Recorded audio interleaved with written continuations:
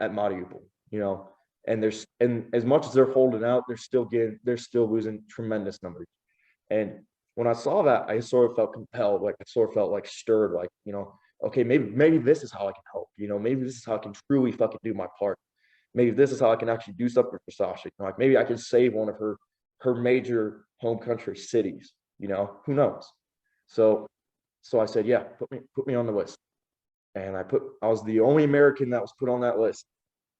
And then the day did come to where the trucks had showed up to take us away, and they're going to take us to an undisclosed airfield, and the airfield was going to throw us on some helicopters, and we were going to kind of fly around from place to place to place until we got close enough to Mariupol to where we were going to stage a huge raid on the outskirt towns to then penetrate and make room for reinforcements to come blitzing through to get to you know Mariupol. Well, it almost felt like I say it was a Stalingrad 2.0. The Wehrmacht eventually got encircled there, and they needed reinforcements to support. And no one could get there, but they still tried. So you have the Russians. The Russians were eventually being, you know, they were at some point surrounded in the beginning of Stalingrad. They had no one else to come help them because the Wehrmacht and the Waffen SS was around them, all around them, and they're like, "What the fuck do we do?" So that was Ukraine's Stalingrad, and I felt like I was going to be part of something historical. I was going to be part of something big. So on that day when the truck showed up, I was checking my equipment. I still have this picture. It's funny. I still have this picture. It was caught mid-shot. It was hilarious. I was right outside one of those trucks, and I had taken two photos. I took like this kind of badass photo type of deal. I had my AK. I had my rocket launcher on the back. I had all my gear ready, and I had my rucksack. And I just took. I felt like it was gonna be like my last picture. To be honest, I felt like it was gonna be my last picture. I still have that picture, and so I took it. I re-looked in that camera, and I put on like almost like a like a warrior's face. You know, like I was like, if this is gonna be who people are gonna see me as, I want people to see me like this. Like I wasn't afraid.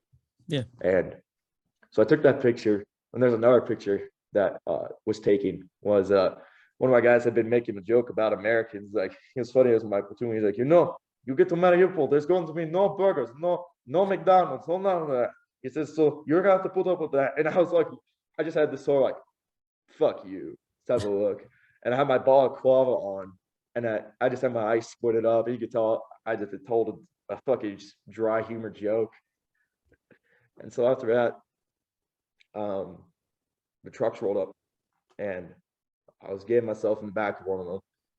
And it's funny, like I closed, you know, you close the back hitch and everything, and the trucks were all lined up, ready to take the guys that had been put on a volunteer. We had a little speech given to us by our battalion commander, Rolo, right before we were sent off. And then the trucks started rolling out, and then some of them were stopped.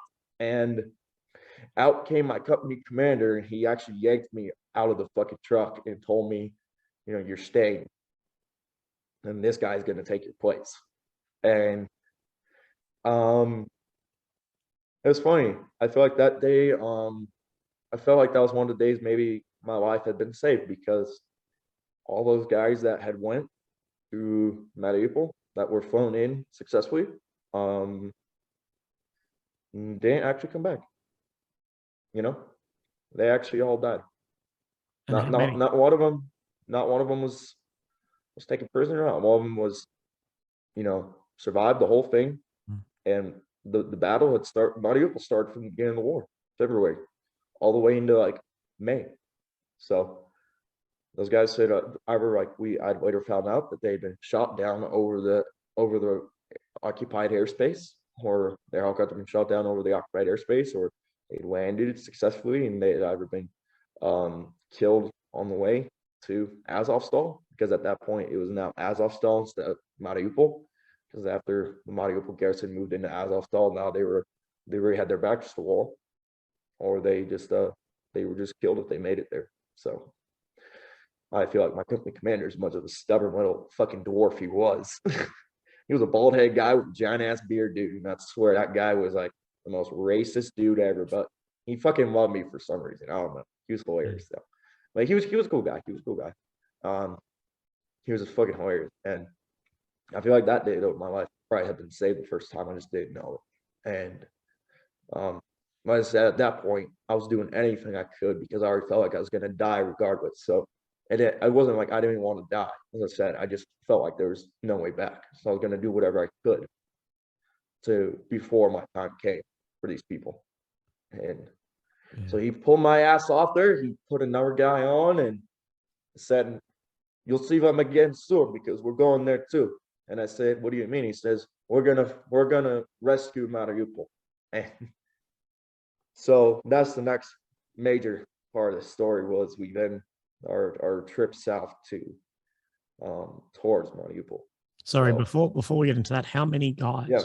So you said they all perished. They all got killed. How many guys are we talking? we're talking a company And how many is that in Azov? about so it definitely differs from American military on company usually for American guys is about 200, but for the first time this was a big event for them because they mustered enough guys. It was just about 200 guys. So 200 guys died in basically the infill. Yeah, Hmm. it was Yeah. yeah. Yeah. And some of those guys that have been with it hostel, some of those guys that just sort of ran into around the base and maybe shared a cigarette with, who knows, Mm. To this day I still don't know truly who they all were. So Yeah. yeah, it's bad on both sides. It sucks.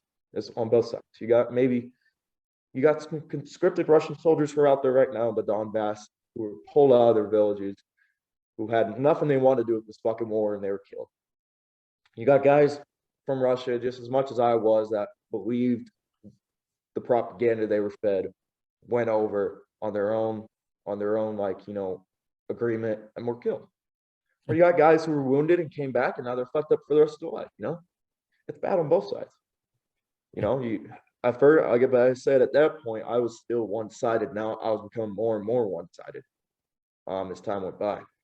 So yeah, it was but yeah, that day was really like I felt like the last day I was gonna be ever seen by anybody ever again. So I really was in that mode and zone of I'm gonna fucking do it. But I'm glad things kind of took a different turn.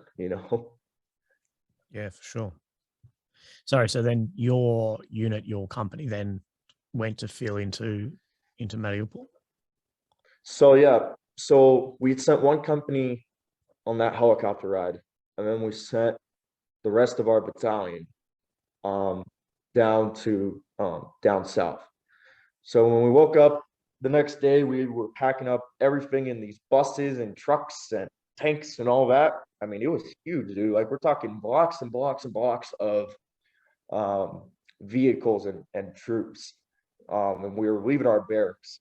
And it was I kind of almost felt like this could be the last time I saw Kiev. So I took a couple pictures, tossed my stuff in the bus, and just kind of walked around and had one last little coffee at the little coffee shop that would and it was funny, like you'd think that in a war effort, people would still kind of be doing stuff for you for free that were civilians. What was very cool is that the Ukrainians, we still paid for our coffees, we still paid for our fucking food, we still did everything because we know that after the war, people are gonna need that fucking money. They're gonna need money to rebuild. Everyone's gonna need the money to still pay for their job or find a new place to live. So I remember I paid for like one of my last coffees in their currency and stuff. And I'm sitting there sipping it and just kind of enjoying them. And we got the orders to mount up and go. And I was told that we were to be going to Zaporizhia. And Zaporizhia, I had not seen. I had not been that far south in the country. Zaporizhia was one of the cities I was expecting to be taken over, but wasn't taken over yet. But they were expecting it. They had that feeling. But they were definitely a city that had come under extreme air raid.